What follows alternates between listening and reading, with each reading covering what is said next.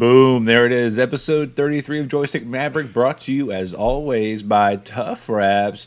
If you want your supplements, you want your gear, you want everything to make you feel and look better, go to toughwraps.com and use Joystick at checkout to get 10% off. Stay tough. I wanted to get that out of the way this week. Just hot out the gate. Let's go. Get a sponsor. Thank you very much again, as always, to Tough Wraps for that sponsorship. We are forever grateful. Here we are, episode 33. We're just a couple of weeks away from our 1-year anniversary episode on March 25th. And Dom, welcome to the show. We're doing the show naked. Yeah, baby. From here down. The funny thing is, we're both going to look like we're still wearing sweaters. Yeah, that's perfect. Just wool carpeted sweaters. I'm gonna braid mine. I don't have a hairy chest like you do. I know you do. What? Yeah, I have to shave a separation between my beard and my chest hair. Yeah, it's a gift and a curse. You know, I go to the beach and people are like, "Are you okay, ma'am?" And they're like, "Oh, that's my husband." And then they kind of like, "Are you sure?" It looks like a giant dog, or Professor Lupin from Harry Potter. But enough self-deprecation for one episode. Let's move right along.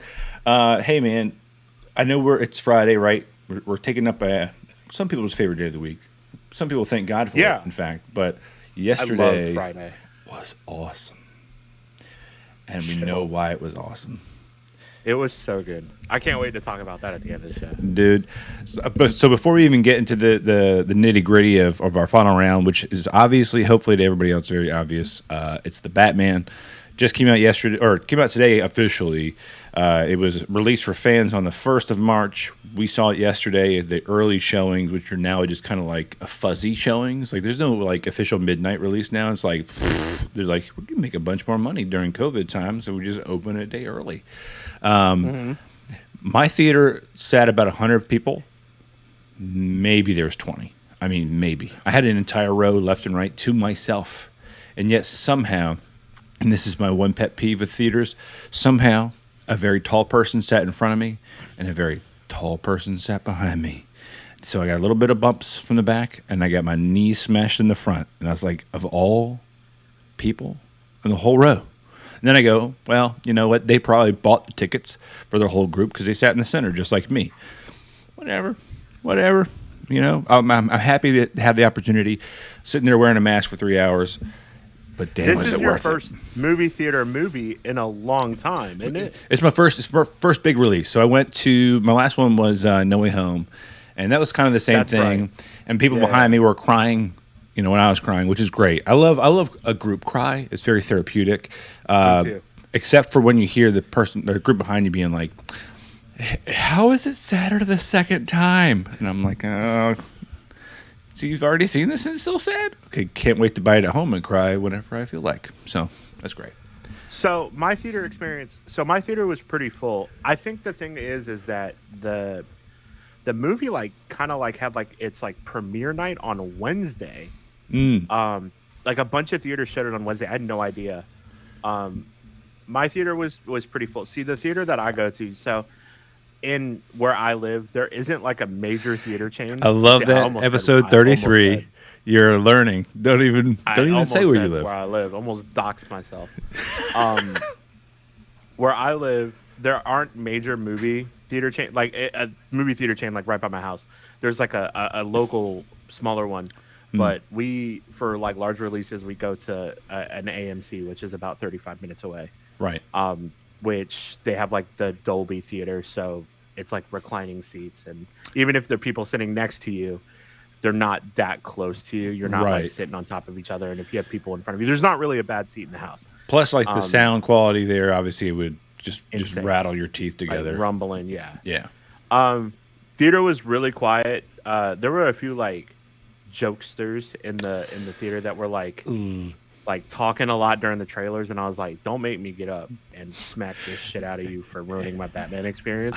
Like if you're getting hyped about the movie, that's one thing, but if you're just gonna start like popping off at the mouth, like it wouldn't have flown. Not after the week that I have had professionally. It would not have flown. I'm not gonna lie to you, the entire time I'm sitting there during the trailers, same thing. Yeah. And it was like it was not exclusive to like age groups at all. It was all ages and sizes. It was just like, okay, please tell me that you are such a fan of everything you're seeing that you respect it and you want to tell the person you're with so much about it that their brain hurts. But when it comes to go time, you're going to shut the hell up. And it's exactly what happened. Shut the fuck up. Because... And there was a dude next to me who was on his phone like a whole bunch. No. And I was like, bro, just don't fucking come to the theater. Just don't come. Like, if you're going to act like that, just don't come. I'm going to dump a whole soda on you. Yeah. I mean, and thankfully, it sounds like for me, at least, there was not that many, like, people that violated my personal rules. And again, I think COVID has really changed my brain, right? COVID, I'm at home, I'm watching on my big screen TV. I just got whatever popcorn and Sour Patch Kids and Cherry Cokes, all I want. Same food that I want. At the same time, it's silence and it's golden. Now I have a child. I'm kind of used to like the ambiance of like murmuring or whatever. But if I'm going to a movie theater and I'm risking it, everybody better shut the fuck up. I did think after watching this movie yesterday, I would have benefited from this movie a lot better if I watched it at home. And I love the movie. Like, we'll get into it. But you're an advocate for the reverse. Yeah. I was like, so like Marvel movies have always been go to the theater, experience that. Yep. This movie, I was like, I think I would have preferred to watch it at home. Yeah. Because I think that what I would want to do would be like rewind shit and like pause it for a moment. Yes. And all that stuff. I can't wait to get into the gritty details. Yeah, we'll get into that. Because there was so much. If you're a slow reader, you're fucked, right? And we'll get there. Yeah. But I digress. No offense to anybody who reads at my speed and has to hear it internally, but at least this episode is not going to be that terrible until the end. So we're going to at least give you something good and something valuable up front, and then we'll ruin your day. This week in the state of gaming, heavy hitters, because we let a little bit of it go off last week, right? Like we were like, okay, look, the big thing is all these games came out, and we've had about 16 minutes till even like smell the cases, right? Or even just download them and have the load screen come up.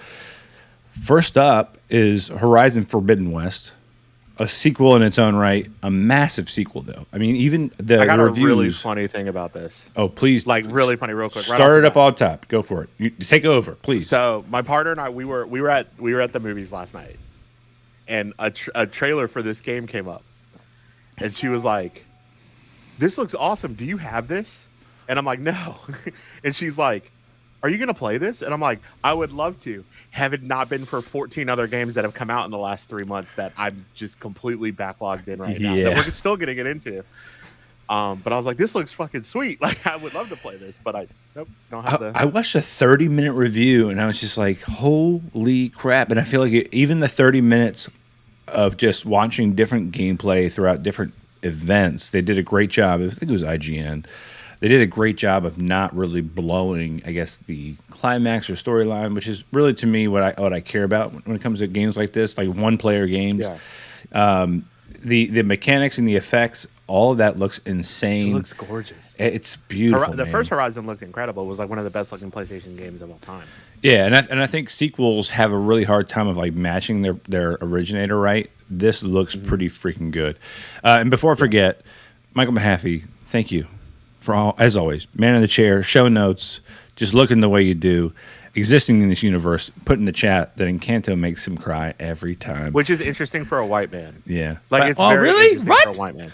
I think it's very interesting for a white man. I get Big Klimt. Encanto for me like really hits home because of the fact that it's based on a true story of every Latin grandmother is gaslighting their whole family. That's why you cry though, because mi abuela is being just so mean, just so mean, muy mal, right? But for me, I'm just like, my grandmother. I don't like being misunderstood, or I don't feel like I'm special. And then at the same time, I'm also crying because what's her face with the super strong chick? She feels like she's got to fix everybody's. That Louisa, made me ball like a crazy. Yeah, she's got to fix everybody's problems. I'm the oldest. Yeah. Yes. Yeah.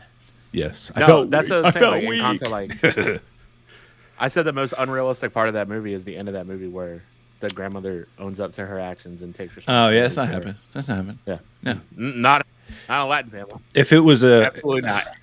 I don't know about the Latin part personally, gonna have to lean in on your experience for that. However, Yeah.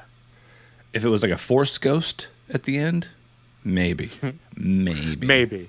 The grandmother's dead. She'd be like, "Oh, I get to live forever and tell you how terrible you are." Let me do that right now. Okay. He said family trauma isn't a Hispanic thing. Thank you, Mike. I appreciate you. That is a Hispanic thing, and I will completely take that from you.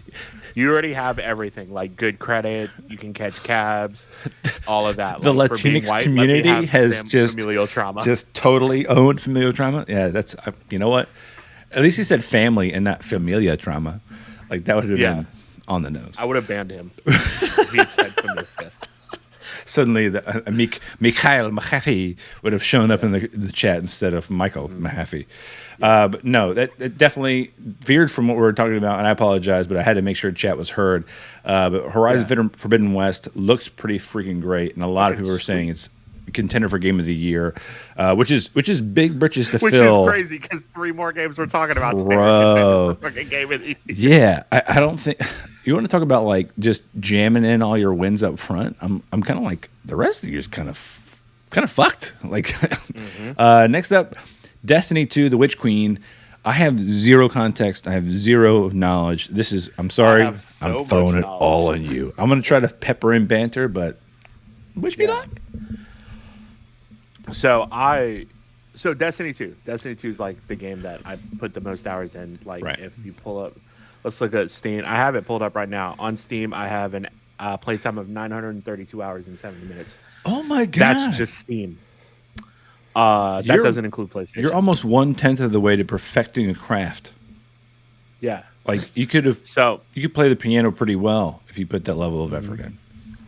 So, Destiny 2 Witch Queen, delayed from last year, supposed to come out in around November of last year. Actually, around August, September of last year. Bungie's new expansion. Right. I won't bore you with the details, but it's they were bought by PlayStation. Yep. Yeah, it's the best that Destiny 2's ever been. Really? It's literally the best that Destiny 2's ever been. We've been talking about sequels kind of like taking it in the shins. You really think it's that much better? What sets it apart from the last expansion? Besides, obviously, the storytelling is out of this world. The gameplay changes that they have made. One of the big things is that they're taking for each character you have 4 subclasses now. 3 that are light based, 1 that is darkness based, and the darkness one is stasis. The light ones are solar, void, and arc. Okay. And what they have said is that in these expansions, that when the stasis subclass came out, it was highly customizable. It was really cool. You could do like different fragments and different play styles and different builds and everything. Very much like an MMO subclass. The older subclasses, Void, Solar, and Arc, have been around since Destiny 1. All of those have stayed relatively the same. You essentially pick one ability, one super, all of that.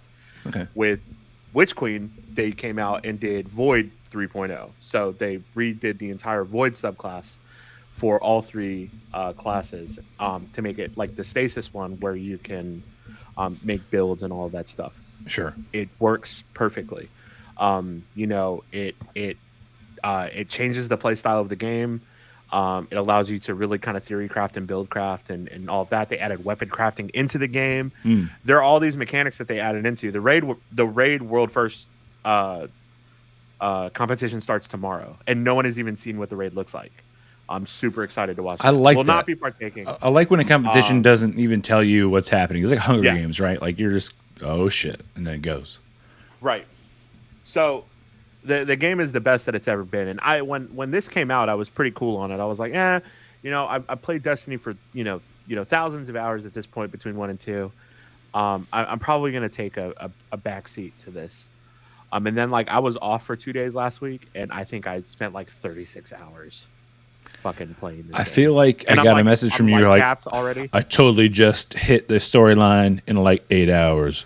I was like, oh my god, like, fucking light capped. How many P breaks? I have like all the weapons that you need to have. Like, it's insane. But it's great. The game is really great. It's in a really cool spot. It looks beautiful. The new environments for the throne world that you're on for Savathûn is really great, and the storytelling is fucking bonkers. Now for Destiny, there's definitely a multiplayer side of this, right? Like, are the same mechanics? It's almost entirely they translate over to multiplayer? Like, do you It's play very much multiplayer, or are like you more MMO. like I'm right now on the storyline path? So I play Destiny like I play WoW, where like Tell me more. I'll find like a core group, and like I will stick with that group for That's what's up. the whole time. That's what's up. So like, Yeah. you know, I have a few friends that have been playing Destiny for years. You know, I played, you know, I'll name a few. Cloud Strife, I think 127. I've been playing with him since Destiny 1. Mach T, PJ, all of these guys that I played with for years at this Shout out. Yeah. an expansion will bring them back. And like I said, like literally like today, you know, I get done with work and I hop on Destiny and I just have my, like, I'm not even playing. Like I'm like kind of cleaning up from work Yeah. and all that stuff. And I'm just chatting with these guys on PlayStation chat. And I was raiding, you know, about an hour ago with a group of people that I played Final Fantasy 14 with for a while that I also played Destiny with.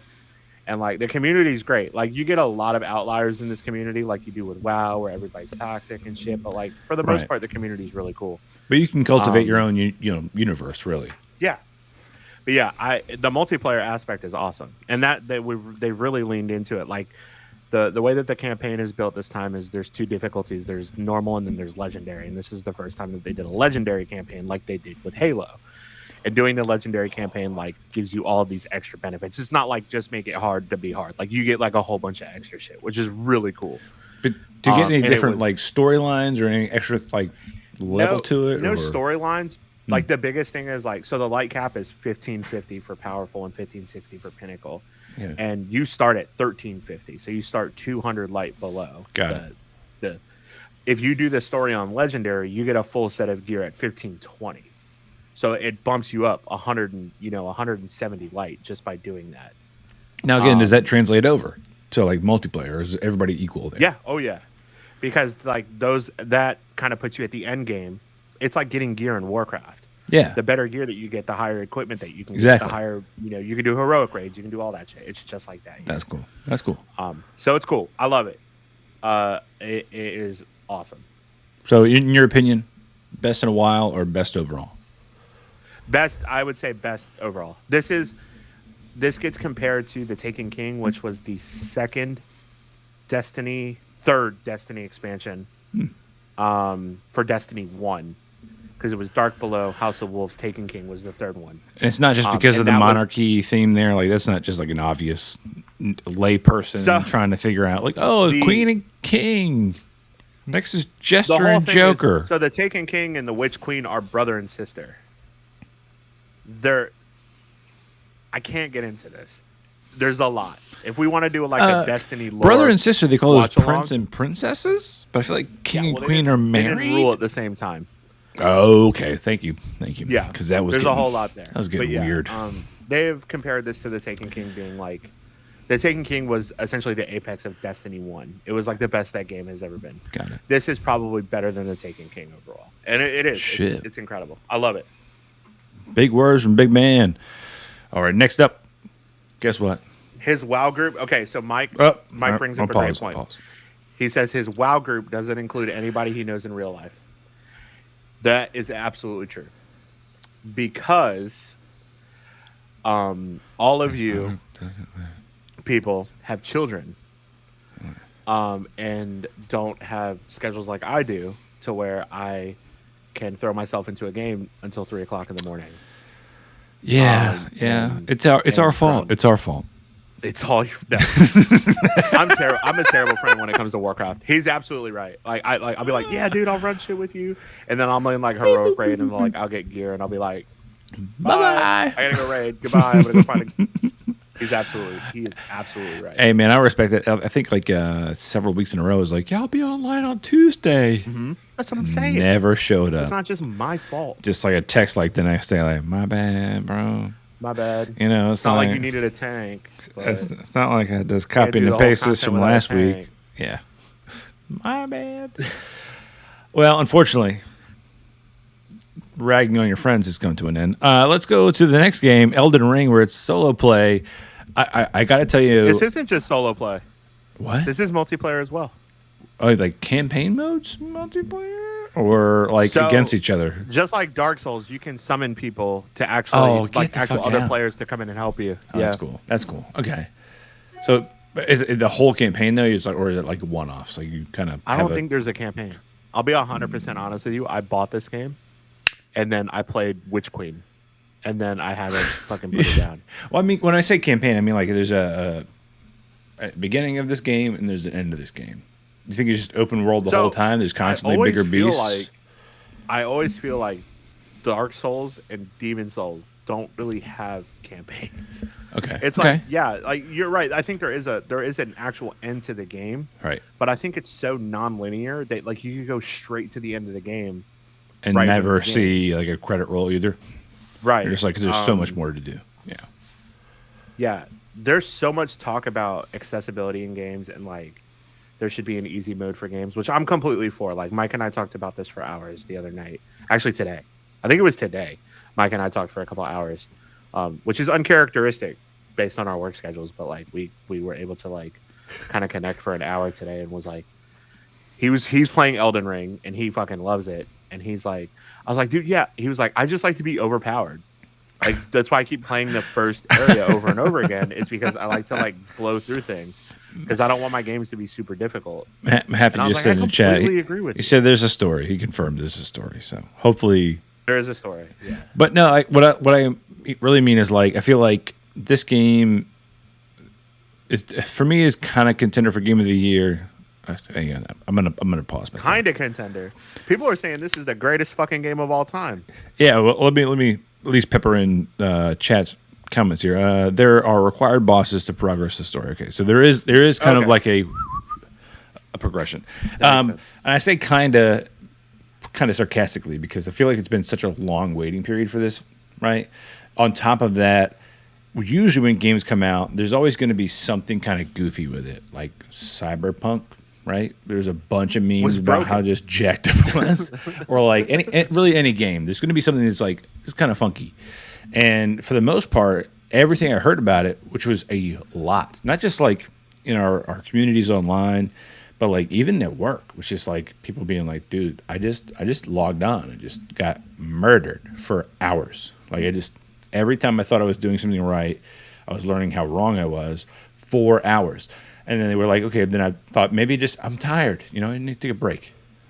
Went to bed, woke up a little early, kids and all that. So they get up early, they renewed, got coffee. Again, murdered. And then I look at online to find out like, are there, memes or short little clips of like just something goofy or something like that makes the game seem like seriously super easy. And most of the time it wasn't. It was like a guy battling a bear that's the same ratio of man to bear in real life, and then all of a sudden there's a bear 6 times the size of a normal bear, and you've got a half a second to realize that thing's coming at you because of the point of view you have. Oh my god, like I would hate to constantly be thinking about trees that might come to life or grass monsters or whatever it is, because that to me makes my stress level go up, and that's what I think makes it so hard. And I find that the lack of clips I see for the game, that means people are more embarrassed by how often they're getting murdered in different ways that they don't want to put it online until, of course, I'm sure you saw the clip where like basically the almost no armored person was just battling. He's just like doing this. Fucking God. Yeah, that to me, I was like, all right. So it's 99.9% the hardest game ever. But there are people that do shit like that with all these games. Like, fuck you. Like, fuck you and the horse you rode in on. Like I don't make games so hard that I can't play them. And then like, don't gatekeep that shit. Like, people on the internet are fucking terrible. They're like, just get good, pussy. And I'm like, yeah, that's not how this works. Just get good. Just be better. It's like, and then people are like, you shouldn't buy you shouldn't buy this game because you know it's a Dark Souls game. I was like, okay. When you fucking twats come out and say this is the best game of all time, like, what makes you think you're not going to buy it? Super Mario World. Super Mario World is the best game of all time. Yes. Yeah, like you're saying that this is the best game of all time. Fuck every other game. This is the best game of all time. Do you expect people that are not part of the Dark Souls and Demon Souls fucking cult to not come in and buy that game and be like, "Oh, like I want to play the best game of all time." No, fuck you. You can't you can't have it both ways. You can't be some niche fucking community. Yeah. And who would gatekeep this? Gatekeep all of your people. Like, fuck y'all. It makes no sense. Absolutely not. I mean, it doesn't make any sense. And people that do that, I guess, this have never worked on something for 5 years and then just pushed it out into the world. And if you have, great. I mean, kindergartners, right? It's the same way I feel about people who rag on fucking developers. Like, exactly. Who rag on like game developers are like, do you test your game? Yeah, absolutely. Constantly. I'm sure that they have QA. Like, there's no studio in the world that doesn't have fucking QA. Have you ever brought a product to launch? But at the same time, you're never going to get the same because I have. You're never going to get the same like bag of dice mentality that people have. Like, I'm going to click on this button and then this one. For reasons. How did I know that if you put your dick on the screen that the application would break? I don't think about shit like that. I heard a good joke today, and you triggered me, so I'm going to say it. This guy said that his dick was featured. His dick was in the Guinness World Book of Records, and then the librarian asked him to take it out.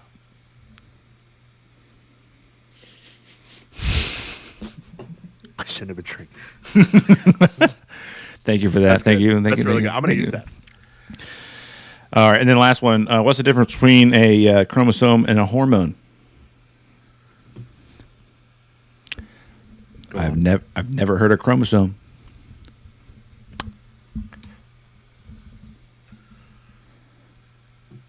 But I have heard of hormone. Yeah. All right, moving right along. Elden Ring. IGN gave this game a 10, by the way. Yeah, masterpiece, by the way, which is a word I'm going to use later for obvious reasons. There was a kindafunny.com. So Kinda Funny Greg Miller, who famously said fuck Bobby Kotick at the DICE Awards, which I don't think we talked about on the show. Is it Kinda Funny Games or Kinda Funny... What's the name of the show? Kinda Funny? Kinda Funny Games. There Kinda Funny. All right. I don't know if we talked about it on the show. Greg Miller got on stage during the DICE Awards. Where he's like, F said, fuck Bobby Kotick. And then he did the letter first, like, F him. And then everybody's like... And then doubled down. It was like, yeah, fuck that guy. He's the worst. I just listened to their predictions episode of they do like a predictions episode every year at the beginning of the year of like shit that's gonna happen in gaming. And their whole thing what? Mahavy got it. Our algorithms are aligned. Is that from We Got Chocolates? Yes, it is, Mahavy. Our algorithms are so in sync. Get out of my brain. It's only weird that your first name has several of the letters that my wife's first name has. So we're all in sync. Our time of the month is the same. It's great. I totally love. Oh, they Kinda Funny. One of their predictions was they were going to give IGN was going to give 3 games a 10 in 2022. Were they all these? And I think they've already given 2. Oh Jesus! What do you think the next one would be? Or based on that show, what do they say? Or they just didn't say in general? They didn't say specific games, but like 10, the 10, next 10. one, if Breath of the Wild 2 comes out this year, then it's definitely getting a 10. That's fair. That's Breath probably of the fair. Wild 2 does make Street Date this year. It'll get a 10. That's I don't know probably what fair. else is coming out this year. Yeah, but I feel like I hate when people do that. Oh, they're going to give at least 3 of these. Is that because historically for the past 10 years they've given 3, 10 ratings or whatever? Like, that's my inner like sports gambler. What are the Vegas odds on that? But I digress. That's not this kind of show. Coming right up and coming soon. Guess what, man? I actually got really thrilled about this first trailer. Like stupid excited about Bullet Train featuring Yeah, right. Brad Pitt. Fucking nowhere. Dude, yeah. Obviously, you've seen the trailer with Sandra Bullock and Channing Tatum, and they're lost in the jungle or whatever, and Brad Pitt shows up out of nowhere to like save Sandra Bullock. Clearly, it doesn't work out because he's not in the rest of the movie, and she's like, "Why are you so good looking?" He's like, "My dad was a weatherman," and I'm like, "That's a great line." You just wasted it in the trailer. Why would you blow that? I saw that trailer for the first time in fucking at the movie last night, and I was like, "What is this movie?" And Ashley looks at me and she's like, "Doesn't this movie look fucking terrible, but also hilarious?" I'm gonna watch it. I'm gonna watch it. Yeah. I'm sorry. I'm not sorry. I'm definitely gonna watch it. I think for me, I like the fact that like for the past couple of things I truly remember Brad Pitt being in. It's been like really serious like pieces like what was the movie where he was in a tank war or in a tank? Fury. Thank you very much. Fury.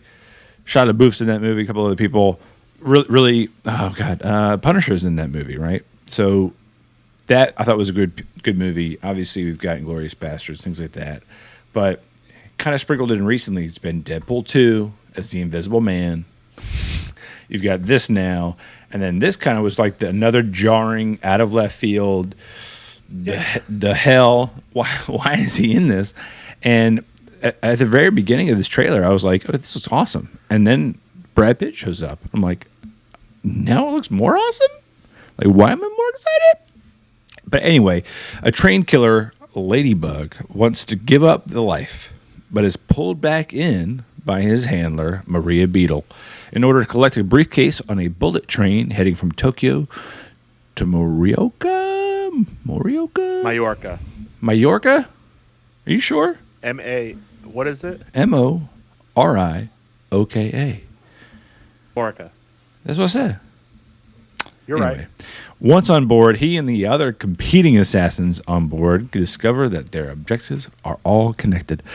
We got Brad Pitt, Joey King, Aaron Taylor Johnson. For those that don't remember Aaron Taylor Johnson, I'm pretty sure that is Quicksilver. Correct me if I'm wrong. He's got 3 names, right? Brian Tyree Henry, a.k.a. from The Eternals and Atlanta. He's many good more. In Atlanta. Paperboy, all about my paperboy. Yes, sir. This movie is set to come out the day before my birthday, 2022. My birthday will come up again later. Just saying. So July 15th, 2022.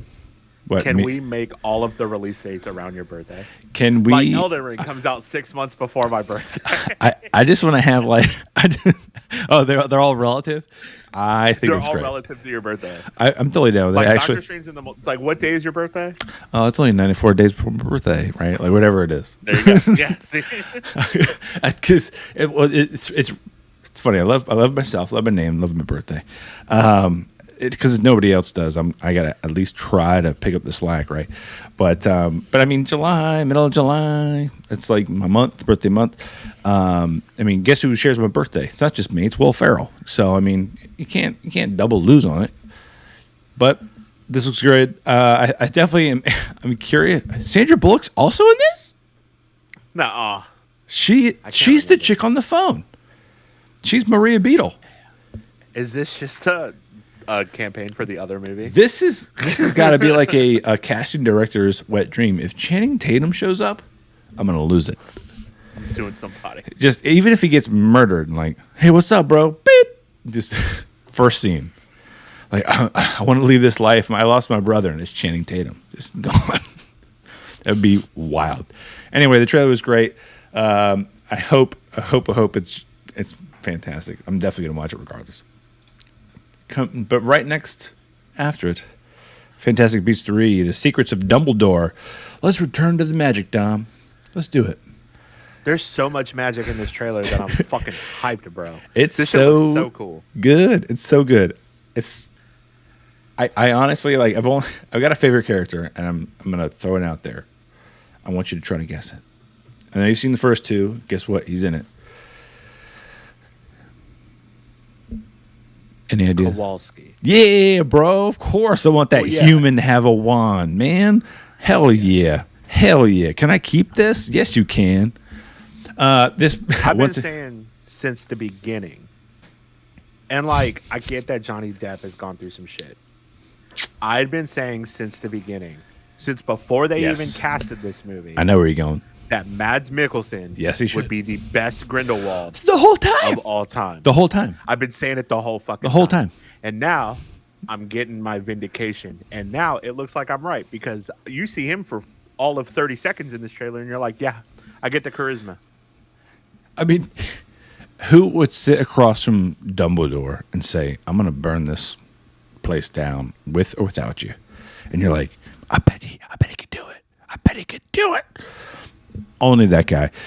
Premise, for those that don't know and have, just an aversion for Harry Potter, it's set in the 1930s. The story leads up to the wizarding world's involvement in World War II and will explore the magical communities in Bhutan, Germany, and China in addition to previously established locations including the United States and the UK.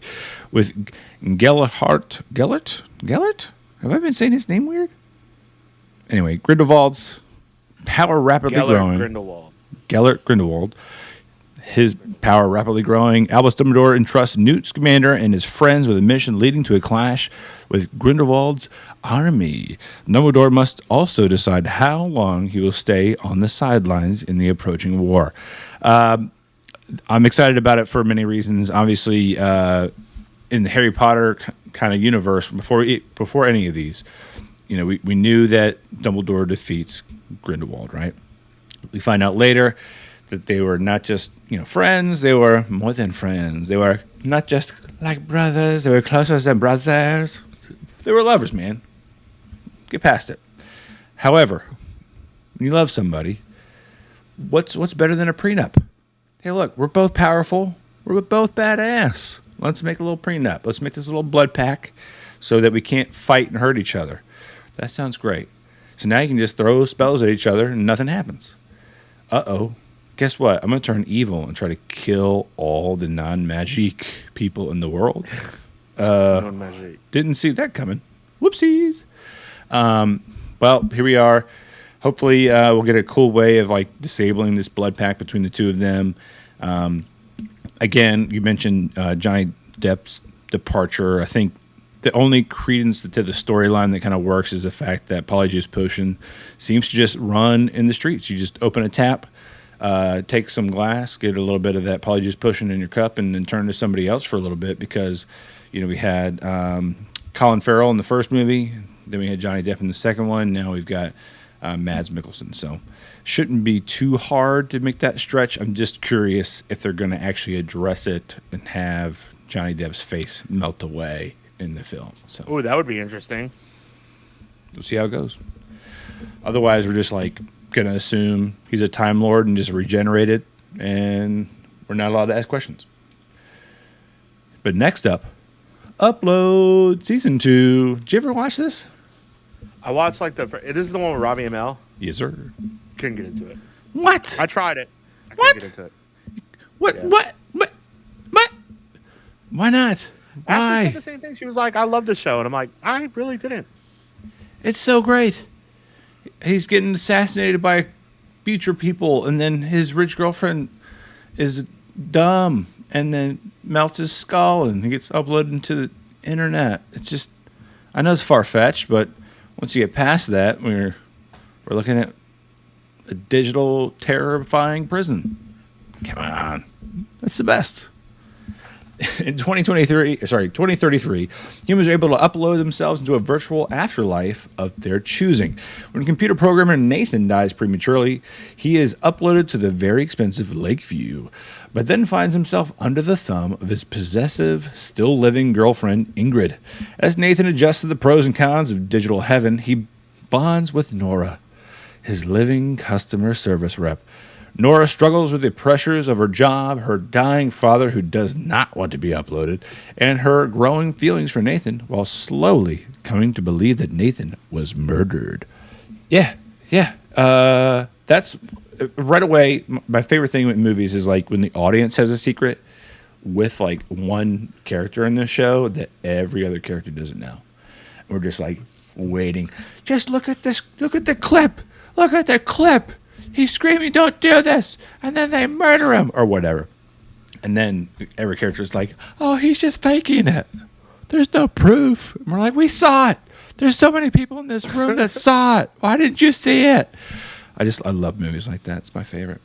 But no, it was at least fairly quickly like comical. And what I love is the fact that like Lakeview, while in this universe is a very expensive neighborhood, it's truly kind of like flipping the middle finger at like a freemium model where you get all this stuff and you can technically be here for free. But if you want to actually enjoy anything at all, it's going to cost you some paper. And his girlfriend is just the worst human being. She had a funeral for him, brought all his friends, and he's dead. He's literally just a screen. And he gets a camera view of what's happening in the real world and gets to see all his friends show up and hit on his girlfriend. Like, and can't do shit about it because, he's dead and he's digital. Right. Like, it's torture. And of course, she's like, "Oh, I don't even like Scott or whatever. He just is so grabby." And he's like, "What do you mean grabby?" Like something he could never do again. But I can't wait for the new season coming on March 11th. But again, I'm so happy that we changed this lightning round. I might just start calling it like headlines. I don't want to make slideshows for, but now it's lightning round yet again. But I'll read it quickly.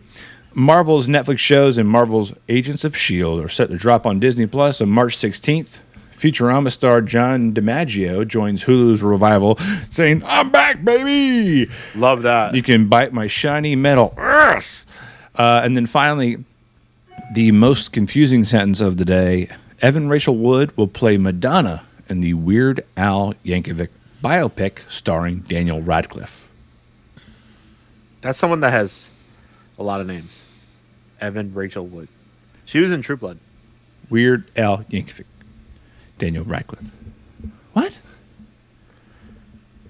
Daniel Radcliffe looks great as Weird Al Yankovic. Really? He looks great. I haven't seen a photo. I mean, He looks great. here we are on the internet. You could probably put it up.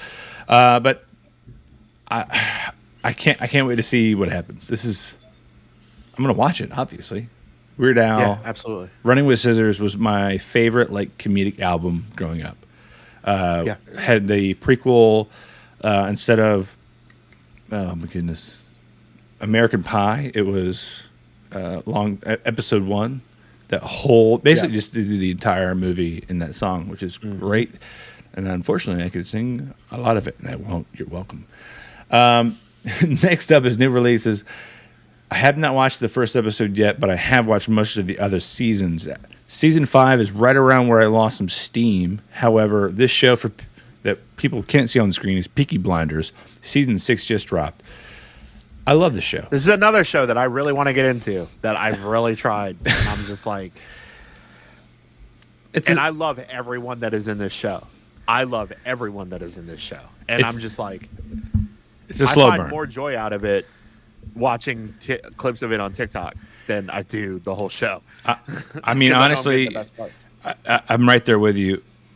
I honestly have to think that there's one joke or one line I use all the time, and it's really whenever someone questions what I'm doing. Ernie, why are you going to the store? Ernie, why did you buy that thing? Why did you just buy an iPad Mini even when you have an iPad Pro? Because we can. Because we fucking can. I love the no fighting one. No fight. No fight. No fucking fighting. And then someone bumps him and he just fucking throws him on the ground. So there's plenty of things like that in this show, and that's why I keep coming back to it. I'm just going to quickly read Let me see. I'm not... Whoa. Thank you, Mahaffey. Man, Mahaffey. Chef's kiss. These show notes this week are fantastic. I'm just going to read the synopsis for Season 6 or Series 6. If you're from the UK, the 6th series begins the 5th of December 1933 when Prohibition was repealed in the United States. Makes total sense. The Nazi Party has also obtained power in Germany, leading to a growth in membership of the British Union of Fascists. Okay, so we got newly renewed boozing plus fascists and a bunch of Irish people. I can't fucking wait. And I did not wear this hat on purpose, although it looked great next to this You do look great. Ensemble cast. Where do I fit? I feel like I'm closer to the guy in the back there. He's definitely an older gentleman, looking a little side-eyed, but that's all right. None of these gruff, stronger men up front. But I digress. And by the way, like, if you were looking at the cast list here, everybody's in this. I mean, Cillian Murphy, Sam Neill, Helen McCrory. It's the list goes on. I mean, I'm just scrolling through probably 30 people, 35 people. It's holy shit. This to me is like Band of Brothers when it comes to just people that if you know them, you know them. If you didn't know them, give it 5 years and you'll definitely know them. Next up. Am I losing you? Are you there, Don? Mm-mm. Okay, good. Next up is Guardians of Justice. Have you seen this trailer or seen anything about this? Not a whole lot. I saw like a teaser trailer and it was like the worst. And I was like, okay, is this going to be one of those like indie sci-fi future things that I'm just going to be like, okay, I'm going to watch it because it just looks goofy? The first episode is like it. Everything about this is clear. It's making fun of DC, but not. Like everything about it. So the premise is when their seemingly fearless leader self-destructs, a team of troubled superheroes must confront festering evil in the world and in themselves. That is an underselling for the very first episode where it's kind of present day, if you will. Yeah. But back in like right after World War II, World War III actually kicked off and like shit just started going terrible. And this alien from outer space shows up, Marvelous Man, and he basically ends war in a day. And he's played by Will Lee, and antics ensue after that. So he's basically... I mean, that sounds interesting. Dude, it's awesome.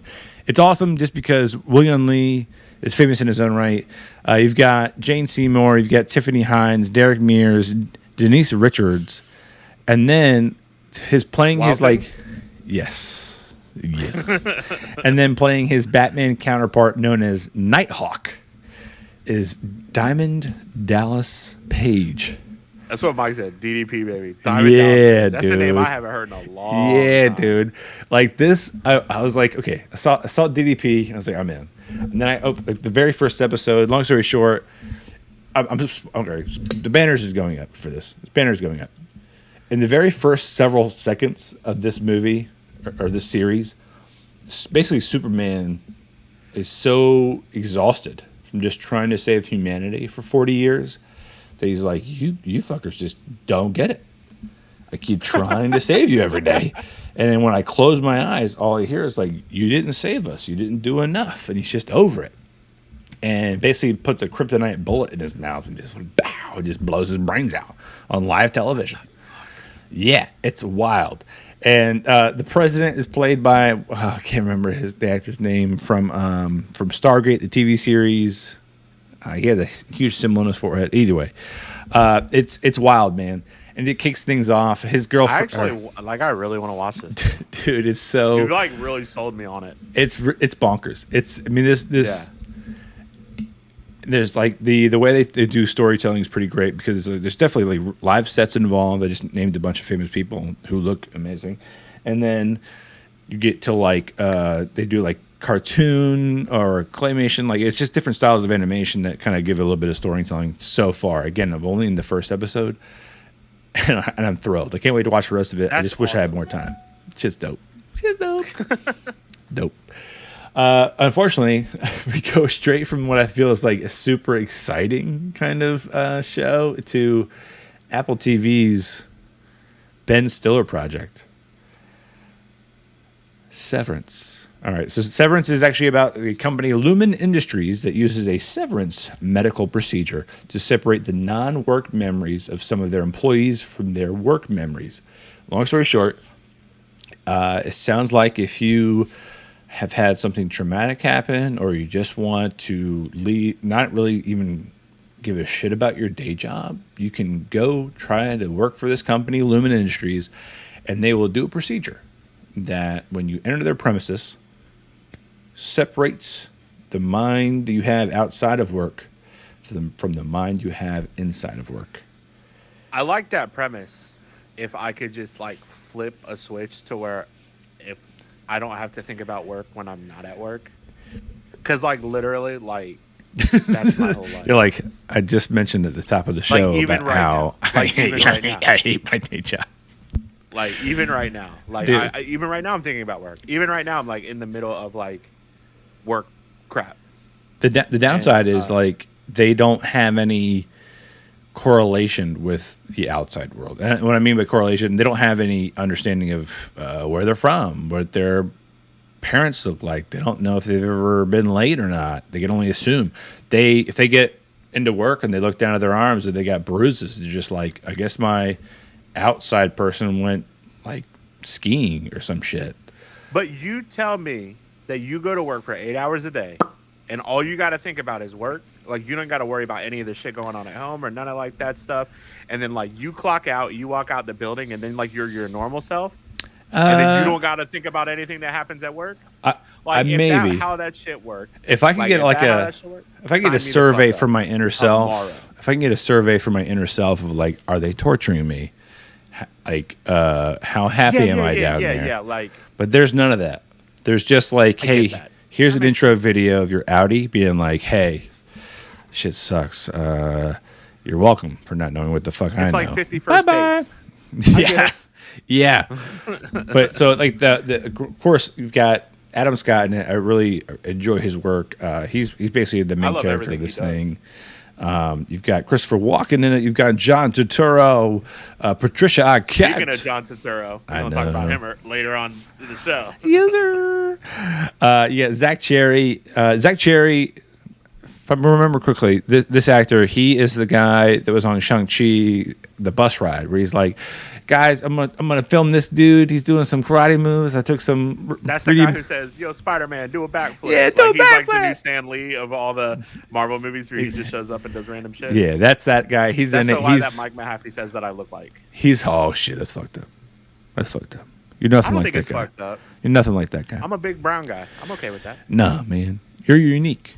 You're on this show. He's on that show. They're different. Okay. But seriously though. That guy's pretty funny. He's fucking great in this fucking show. So it's not even. It's not even insult. I would take this in a heartbeat, even if they were doing fucking fucked up shit to me while I was at work. Oh. Well, then I think you would love this show. I think you'll love this show. It's 4 episodes in. Michelle, I'm gonna watch it, and then we're gonna get back on the show, and I'll be like, hey, dude. Even more so now than ever. I will absolutely take this deal. It's funny. Michelle's like, I can't watch that. You know, it's depressing. I'm like. Yeah, not really though. Whatever. It's mystery and intrigue and whatever. I won't. I got the spoiler banners up, but I'm gonna put them down. I'll hesitate. 2 shows that we've talked about. Like, I'm fucking in. Are you kidding me? This last show I have not seen is called Suspicion, but I'm really excited to see it. And I'll tell you why. Suspicion. 5 people, 3 men and 2 women. That's really the point. Had their lives turned upside down after being identified by London police as suspects in the kidnapping and subsequent disappearance of American media mogul Catherine Newman, who's played by Uma Thurman, when her son disappears, named Leonardo. My biggest nod here is, even though I haven't seen it, I'm just going to name 5 shows, and Dom, you can tell me if you've seen these shows, you've heard of these shows, you're interested in these shows. 5 in a row. Big Bang Theory. Like it. Krypton from Sci-Fi. Never watched it. Scorpion from CBS. Or World War Z. That's a movie. Was Scorpion the one about the guy that was on the spectrum that was really smart? Yes, sir. No EQ. Yep. Got him. Next, we've got Marvel's Agents of S.H.I.E.L.D. It was okay. What? You're dead to me. And then finally, last one, Merlin from BBC. Oh, the BBC one? Yes. I liked it. All right, so these 5 people that are under investigation, they're actually from those 5 shows. So the first guy, Kunal Nayar, he's actually Raj Koothrappali from Big Bang. Natalie, let's see, Georgina Campbell, who reminds me of Tessa Thompson. She is actually Lyta Zod in Krypton on Sci-Fi that I enjoyed. LDS Gable, he's actually from Scorpion, a.k.a. the doctor who was trying to tell Brad Pitt, what's up, Brad Pitt, yet again in this episode. Got it. Yeah, okay. I'm tracking. Shoots himself in the face. And then Elizabeth Henstridge, she's actually Gemma Simmons from Agents of S.H.I.E.L.D. Yeah. And then finally... She looks just like... she talks just... Not looks. She talks just like Emma Watson. Yes, she does. Yes, she does. Nice. And then finally, Angel Colby. She actually played Guinevere in Merlin. So a bunch of big names, a bunch of big shows. So they've got some acting chops. Obviously, Apple's not hiring, schlubs or whatever. And then Uma Thurman. Yeah. I mean... Mike said the do a flip guy is awesome. Absolutely. Do a flip! Do a flip! Do a flip! Yeah, exactly. So good. But no, I'm excited about this show. It's been around for a while. That sounds really cool. That sounds right up my alley, too. I definitely think it's worth checking out for anybody who's into that kind of like, get away from the cops, mystery genre, and these. Have you been watching these kind of dramas recently? Like Defending Jacob reminds me of. Did you watch this or? I did not. Easttown. So that's definitely those two in particular. I think the reason I haven't is because of their affiliation with Marvel. When I see Chris Evans, I see Jeremy Renner. I'm like, yeah. Jeremy Renner's in what? He's Hawkeye. No, the mayor of Easttown, not the mayor of something. The mayor one is mayor of Easttown is what's her face? Kate Winslet. Oh yeah, saw that one. Yeah, the mayor, you're like a horse, mayor. Not like the mayor. Yeah, the mayor is the one with Jeremy Renner. The mayor, yeah. That's by the same guy who did. Which one? I thought was it Dennis Villeneuve? The one with Kate Winslet was fantastic. She nailed that Philadelphia accent. Yeah. That what's the name of that county over there? Oh God, that's gonna bother me. God damn it. Yeah, she nailed that accent. That whole I joined in 2 episodes in. Michelle's like, I've been binging this show. It's so great. And it's like, okay, let's watch it. And all of a sudden, the last 3 episodes, I'm like, is it on? When does it come on? Saturday? I don't care. Let's watch it. Awesome. Defending Jacob was interesting. It's very hard to see Chris Evans in a role other than Captain America at this point. But I mean, I did enjoy his Knives Out appearance. Ashley and I played a game the other day. Before we finish this, we played a game the other day where it was you name an actor and you name their best movie and their worst movie. And for Chris Evans, I said his worst movie is Not Another Teen Movie or Fantastic Four 2: Rise of the Silver Surfer. Those would be my choices. His best movie, I think his best movie is Knives Out. He was fucking incredible. So good. It's so good. I realized he's just dick. Yeah, he's basically just being if he can go to a party, have a couple of beers, and then just be like, I'm gonna pick on that person tonight. But everybody in the room. Awesome.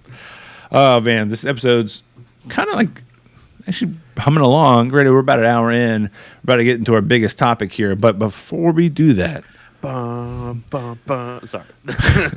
let's take a moment to thank our sponsor, Tough Wraps. Again, go to toughwraps.com. Put in that code joystick for 10% off your purchase. Please. And then next final round. Rum and Coke. Do it. Boom.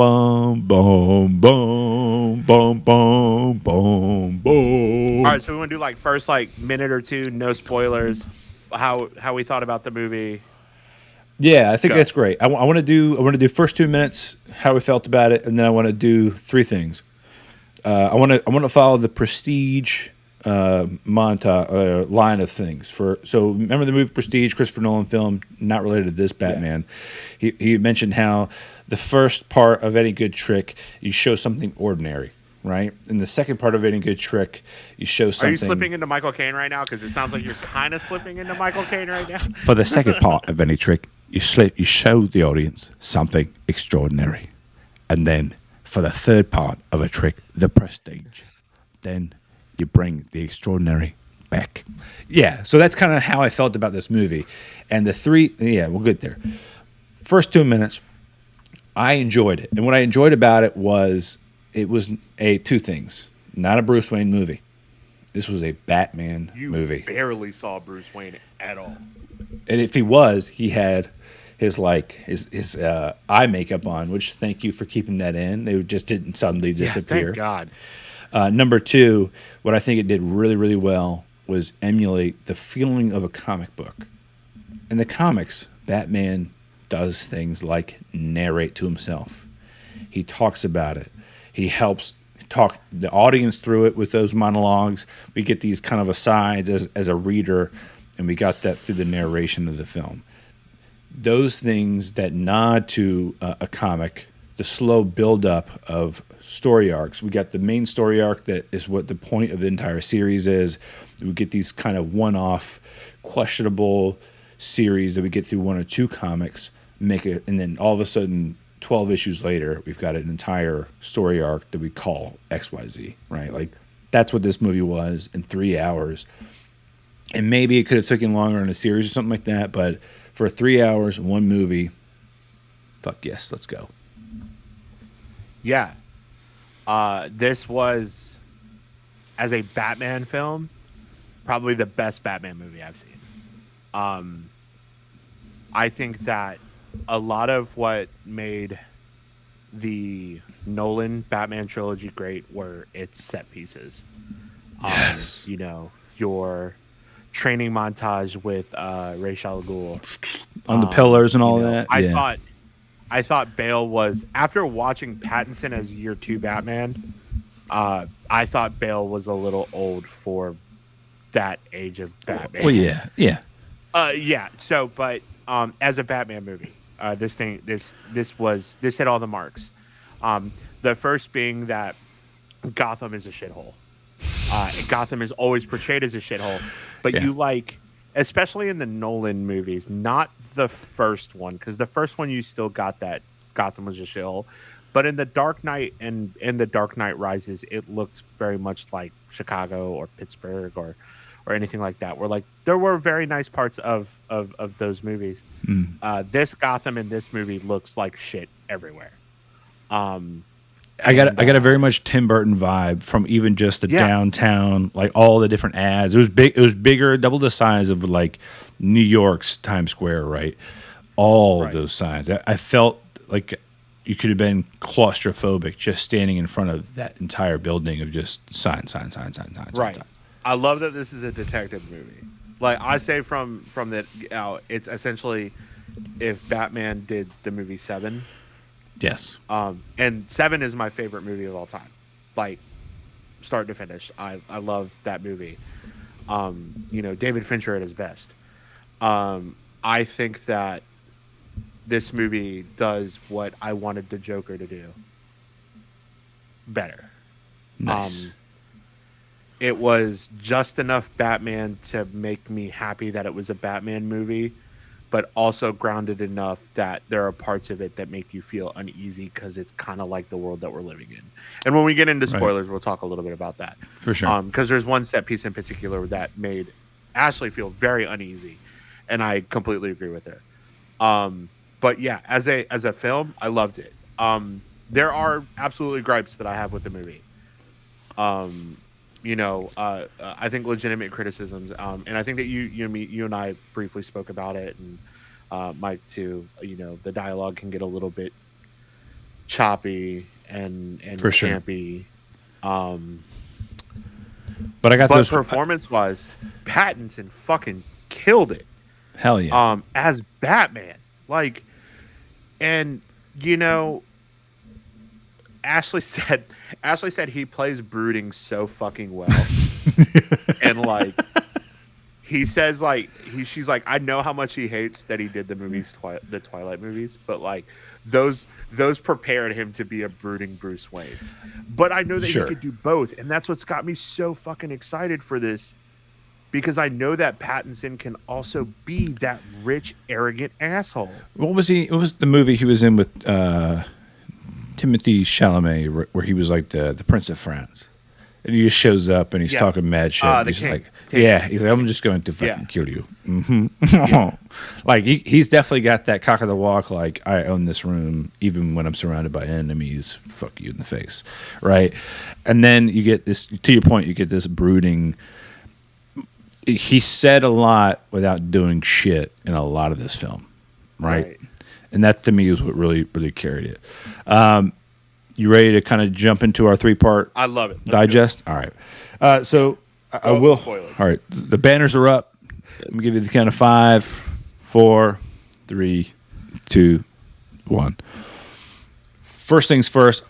To me, the things that break this up is our fear or lack of fear or resolution of fear with the Riddler. Those are the 3 kind of phases for me. The first part, we're building a fear, right? The mayor is at home. His family is out doing Halloween things on Halloween night, which I love that. The minute was like Thursday, October 31st. I was like, it's Halloween. Oh my God, it's Halloween. I got so amped up about it. And my favorite was just like, you see clearly a nice building. You see a family with a child. The child is dressed up like a ninja, basically. You're like, is this the Wayne family? We're about to see them get. That's what I'm saying. Get got, so, you know. The fake out right in the beginning, like that made me audibly roll my eyes when I saw a young kid and a mom and a dad, and I was like, "Fuck! If we're gonna see the Waynes get killed right in the beginning of this movie again, like I'm literally gonna lose my fucking mind because I've had enough of it." And to me, if you were gonna do that, it wouldn't have been a ninja, right? It would have been Zorro. Like the kid would have been Zorro because that's what Batman, originally was based off of. But like, and then all of a sudden, there's the mayor. He's watching TV and he's basically just watching himself get bodied by his competition. Which was refreshing, and I audibly was like, "Oh shit!" When he moved out of frame and Riddler standing behind him, I was like, "Oh, that was great." Because again, you're going into the Batman not thinking horror movie, and then all of a sudden, there's the murderer behind you. You're like, "Oh shit, this is about to get real." So that to me, right off the bat, set the tone. This is not. Your Mr. Freeze kind of movie. It was very much going to be a different film, right? And that starts off the opening of the trick. Really, is that he's scary. He's not fucking around. Here's this murder weapon that at first just looks like a hammer with a weird end on it, and very, very angry, kind of bludgeoning and beating. And off we go. I love the fact that it's an early Batman, and we get that kind of pretty initially because of Gordon's timeline. So if Gordon was commissioner, which is something we don't know, okay, we roll into the movie. What year is it? How many years is Batman doing his thing? We get Gordon kind of feels like he's got the room under control, and then all of a sudden here comes a bearded, hefty man being like, "Gordon, what the fuck are you doing?" And he's like, "I'm sorry, Commissioner. Like, thank you, Jeffrey Wright, for playing dominant and then meek in the same scene." Damn, I fucking love Jeffrey Wright. So good. So good. He's so goddamn good. And then we get that from it.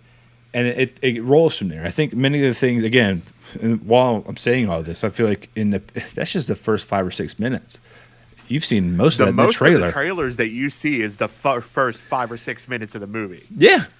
And then you, of course, see, the monologue which I described earlier, where he's kind of setting up the fact that the bat signal comes on. We got a signal now. It's not just a calling; it's a warning. And they think I'm in the darkness. I am the darkness, because all villains are kind of looking in the dark, like, shit. Is he right there? Is he about to get my ass? And then, of course, he just bodies all those bad guys at the very beginning of the movie. I know you're going to know it, so I'm going to ask. The kid who's clearly trying to join the gang. He's trying to join the gang, half maked up. What is he from? I feel like so I didn't look him up. He looks like the guy who played Tim Drake in Titans. I thought it was him. I feel like it's him. And if it's not, they look exactly similar. Exactly alike. He looks just like the kid who plays Tim Drake in Titans, which is Feel like it. so interesting. Yeah, of all choices, right? And just like, Yeah. huh? Is that the guy? So of course, my whole brain is broken because I'm seeing this dude. And I'm like, you're also in the Batman universe. What? That whole opening scene had me fucking hooked. The monologue, the way it was shot, the score, and then him walking out of the fucking shadows. The slow steps. The fact that they all heard it like it was ambient. Like they couldn't tell where it was coming from. And it's just like him slowly walking up. And that happens several times throughout the film of just like it's very tempered, very like it gives you the presence of there's confidence in that stride. At the same time, there's no fear, there's no anticipation of battle. It's just like, okay, I'm going to keep calm because they're going to be erratic. I don't need to be erratic on top of it, right? Like that to me was big, and it's so silly that you can read into something so simple. But you've got a lot of other Batman movies or other action movies that are very quick paced, and there's a lot of hit and flash and boom. But this movie was so damn long, It was very long. That you had time and to play with. And that's part of the reason why I said I think I would have benefited more if I watched this movie at home. Yeah. Because it did feel long at some points. I was like, fuck, this is like when you think it's kind of like the climax of the movie, you got like an hour left. And I was like, that's what I'm saying. What? Like that's why I break it into those three pieces. Sorry, I didn't mean to cut you off. No. It did feel long in the 2 but as soon as it started feeling long for me, like they completely like brought me back. Like after the Riddler is caught, after he kills Carmine Falcone, I was like, all right, we got to be getting to the end of the movie. And then there's the whole shit at Gotham Square Garden. But when he's interrogating him and the Riddler starts saying Bruce, and he just stares straight ahead. Oh, fuck, he knows. He just stares straight ahead. He's Bruce Wayne. And I was like, that's insane. I didn't see that coming. And then like 5 minutes later, we almost got them all. And he's just like, we missed Bruce Wayne. And I'm like, fuck. And then doesn't know he's Bruce Wayne. His eyes turn. You're like, oh! Like the whole audience just goes,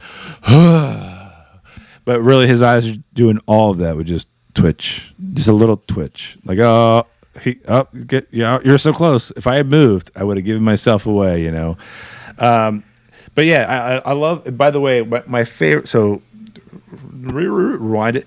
So of course things kind of kick off. The Riddler starts murdering people. We start getting these little follow the magic riddle storyline thing, which is awesome. I was happy enough that I caught some of the riddles right away. Others I was a little bit slow on. So if I felt smart yet stupid. And I got then, like the first one, and that was it. What justice? What right? is? It's like the dead lie. Yeah, we lie. They lie still, right? Yeah, I got that one. But like, what I like is that there's this the build up, or the very beginning of the trick is the build up of fear, and then I remembered it's called the turn. The turn is where the end of that turn is that we're no longer afraid of the Riddler because he's caught by the police. Right now, he's behind bars.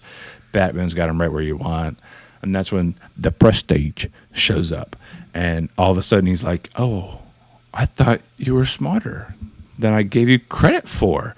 And you're like, "What?" And all of a sudden, you start to realize shit's about to go off again. We got a whole nother act. That was what had Ashley sideways, like the whole scene of them in Gotham Square Garden and them like loading guns up just top and bloating the seawall. Very reminiscent of what happened in Las Vegas. She was like, that was super unnerving because like shit like that can happen. Yeah. And I'm like, I know, like I know, like it's very grounded in reality. What irks me too is that, the whole movie we're seeing these photos, right? We're seeing photos of people walking out of the what is it? It's gonna bother me. 44 Below is the secret bar. The other chill lounge, whatever it's called, where the penguin resides. But we're all seeing the same photos. We're seeing different people from the same exact angle. Fuck, I didn't even fucking realize that. Yeah, and that's what gets me after the fact. Son of a bitch. It's all the same angle. So every time you saw a picture of the mayor walking out, of the DA, you saw the picture of the commissioner, it's all the same angle. So it's clearly from the same window. I had no idea. And nobody fucking thought to look goddamn up. Look up. And he's like, bring him out into the light. It's the same window he shoots him from. Like, dude. Yeah, if and that's when you go, like, where are these pictures coming from? Yeah, physically, where are they coming from? Nobody's going to... What? It just happens to be some sleuth who just loves this angle of the same front door? No. I mean, granted, you could say, oh, that might have been security footage ripped from a camera that's on the corner. Okay, fine. Right. But at least check it out, man. So, I have a question. Fired at What me. is the one thing that fell flattest for you? Iceberg Lounge.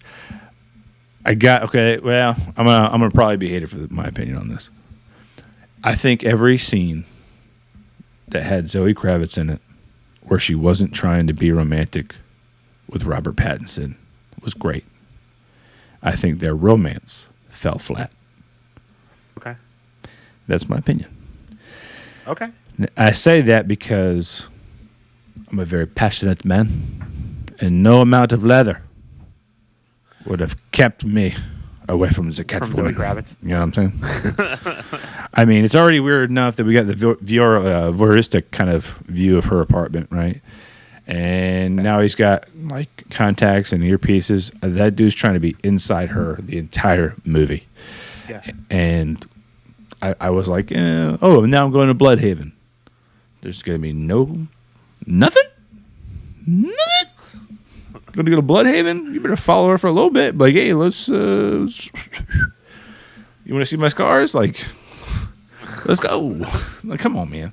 But the other part of that, I think, is same thing. Is just the pace of it. There's parts that were like they started to feel slow, and instead of getting bitchy about it personally, I started having to kind of tell myself, like, this is a part of the comic where you go 3 or 4 pages, and there's 3 or 4 pages of panels that are showing you details. And if you miss the details, you're a fucker. Like, for instance, Thomas Elliot being the reporter, right? The reporter's name is not Thomas Elliot. It's not the Thomas? reporter's name, I think, is it's like Gerald Elliot or something. But but it says Hush right after that. Yeah. So they're obviously setting up something with Hush. Right. The other thing is the best Batman story of all time. Tell me about them tattoos, bro. And then, of course, I think what also fell flat for me, and I hate to be that guy, was the Joker's appearance. I love the frazzled hair. I don't fucking need it. But you don't need it. Like, the nose prosthetic was pointless. I love Derek Keoghan. I really do. Yeah. I thought his appearance as Druig in Eternals was wonderful. Probably the highlight of that movie for me. Yeah. I am with Mike. I'm just jokered out. I agree. He didn't need to be there. Jokered out. Like, he didn't need to be there. Ash said if they keep him in Arkham for a movie or two, and it's not the next movie's the Joker, then I think that I would be ready for a Joker in movie 3 or maybe movie 4. So Pattinson already said what he wants to do next with this, and that's court. And I will fucking, in this universe, I will lose my fucking mind if Court of Owls is a thing. I will, first off, before I forget, that Court of Owls reminds me immediately that the bat signal on the chest is useful. In Court of Owls, it was a light. It's like a flashlight. Yeah. In this, it's the fucking batarang. It's awesome. But Court of Owls is so fucking good. It's, again, hitting that higher up of rich to-do fuckers with too much money and too much time. Dude. And I think that was a big prevalent thing in this movie.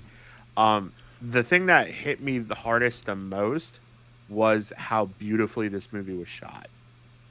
Oh, yeah. Oh, hell yeah. The kick in after after he's done at the mayor's house for the first investigation, and he's on his motorcycle back to the cave, and that Nirvana cover comes on Underneath the bridge. Yeah,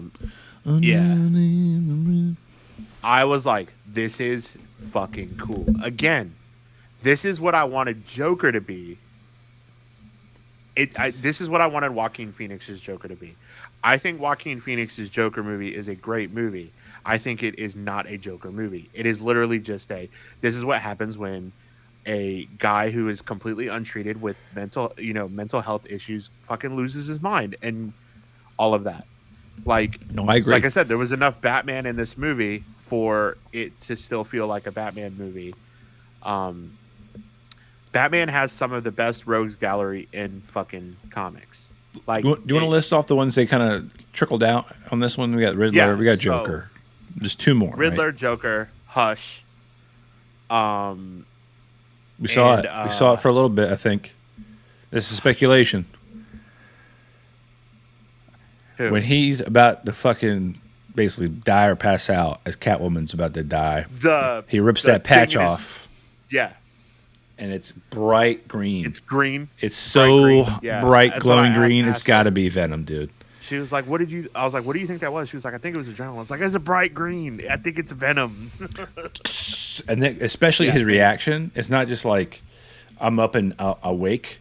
I'm angry, pissed, and brutal. Like fucking going crazy. Yeah. Yeah. We also have Penguin. I mean, Penguin's in it. We haven't talked about Penguin at all. I mean, fucking Colin Farrell is unrecognizable. If I hadn't just watched Hot Ones with Colin Farrell, I would not have recognized that voice. Yeah. But it's his tone of voice. I mean, any accent I do, I can do a little bit, but I always come out. Colin Farrell came out, but it was so good, man. It was, to me, it was John the way Turturro was great too.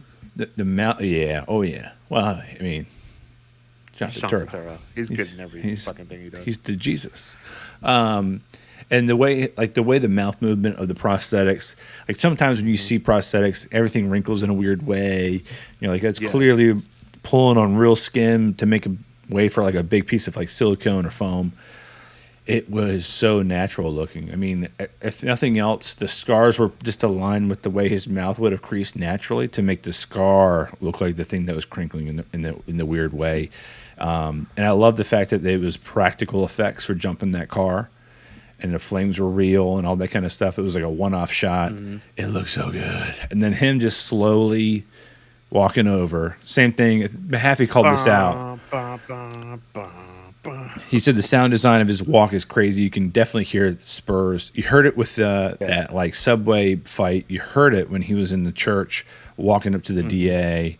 And then I think you can definitely feel it, at least in the music, when he's walking up to the car. But when he slowly peers around the edge of the window, like I couldn't help but sit there in the audience and be like, "Are we looking at me? Hello?" Yeah.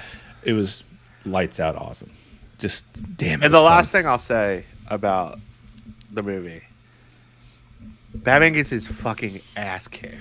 Dude. A lot in this movie. Yeah. And Mike says it lowers the stakes because essentially he's unkillable in the movie. However, Batman gets the shit kicked out of him a lot. He gets shot a whole lot. He gets his ass whooped a whole lot. He gets his fucking ass kicked. I love the fact that like we have basically the same exact explosion twice, right? The first time we get it, Batman is literally right in front of the explosives as that dude's face gets blown off, and he wakes up and he's ready to fight the entire Gotham PD. Same explosion from Alfred, though. Granted, he's behind a desk. Alfred's still out.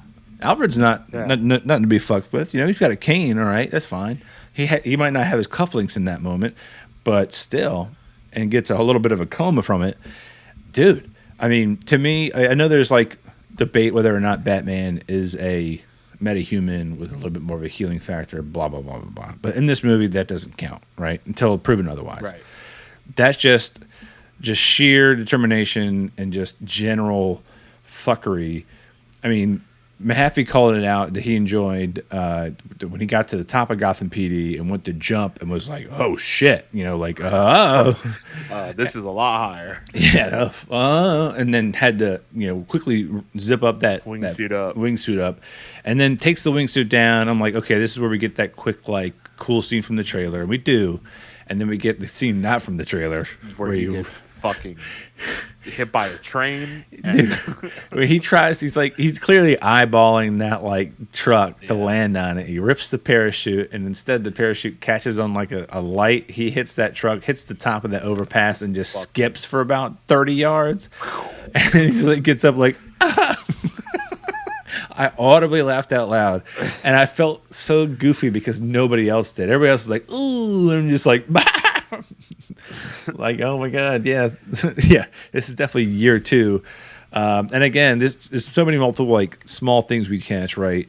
Year 2 meaning like because Batman is clearly narrating over the film, but he's also writing everything he's saying down, and we see that because he says his last sentence, and we see him writing this last sentence in a journal, and he closes the journal, and it's the Gotham Project, year 2. Yeah. And if I recall, when he goes to Bloodhaven, like a couple of years ago, he called it the Bloodhaven Project, if I remember right. So like, it's definitely, again, so many nods to the comics, but also nods to like the films before, like Shakespeare still being a bust in the Wayne Mansion, that giant Shakespeare bust. Things like that I think really call it out. Obviously Wayne Tower, that kind of stuff. Yeah. But dope. Go see it. Do it. The other fucking DC movies look like that, except for Black Adam. Black Adam looks fucking cool. Well, of course, you got Pierce Brosnan, a couple people like that. That was the other trailer I got, the DC combos. DC, yeah, I saw that and I was like, man, I could give a fuck about Aquaman. I could also mostly give a fuck about the Flash movie. I saw like movie looks pretty cool. I saw a clip. They were like, "How's that feel? How's that feel to be here supporting your stepdaughter, Jason Momoa?" And he's like, "Yeah, it's weird for my kids. Their dad's Aquaman, their sister's Catwoman." I'm like, yeah, it's got to be super bizarre, dude. Like, I love the fact. Okay, so like Jason Momoa, I love Jason Momoa. I love the fact, not love the fact that him and Lisa Bonet split, but like now they're back together working. Yeah, trying again. I was like, we need that in the world. Hell yeah. Like we're in a fucking, in a pandemic, precipice of a global conflict. All you need is love, man. Government is absolutely fucking terrible right now, but like, yeah, that was kind of nice to hear that Lisa Bonet and Jason Momoa are working on their marriage. Hell yeah. Man, I know it was like it's our usual time, about an hour and a half episode. Hour and a half. Very small amount of things up front, but damn, you can't just very quickly get through 3 hours of content, and we just barely touched the surface, dude. We barely touched the surface. There's so much in there. I know. Go watch the movie. We didn't even talk about Andy Serkis. Go watch. We didn't talk about Andy Serkis. We didn't talk about Penguin. Really, we barely touched. We just said Jonathan Turturro's in it. We didn't give anything away about his relationship with other characters in it. We didn't really talk about Catwoman. I mean, the movie's called The Batman. Maybe next week we'll talk about the Catwoman. You know what I'm saying? Yep. So, God, if you got the time, according to this image I've got on my screen, it's in theaters, and then there's a HBO Max release. That would be cool. This might just be a fan-made look it up right now. Picture, so hopefully that's nice. I'm looking it up right now. Please don't hold me accountable for this image. I've given photo credit to YouTube. I didn't say which channel. But I highly doubt it was also released today. That'd be crazy. I'd be so pissed. I actually went in the theater, had to hear some people chirping for a little bit. But April. There you go. I knew it was like 45 days or something like that. It was like 45 days. Yeah, that's it. So there you go. Mid-April. Go check it out. Or go in theaters in the middle of a matinee because ain't nobody there right now. But so good. Do one so of those. Good. That wraps it up for this week, episode 33. Again, thanks to our sponsor, Tough Wraps. Thank you, Dom, as always, for being here. Thank you, chat, McLean Mahaffey, and that random guy, Ernest Hawkins, at the beginning of the show. Never heard of that guy. That dude's cool. Yeah, he that sounds. Guy fucks. This guy fucks. Just like Mads Mikkelsen, this guy fucks.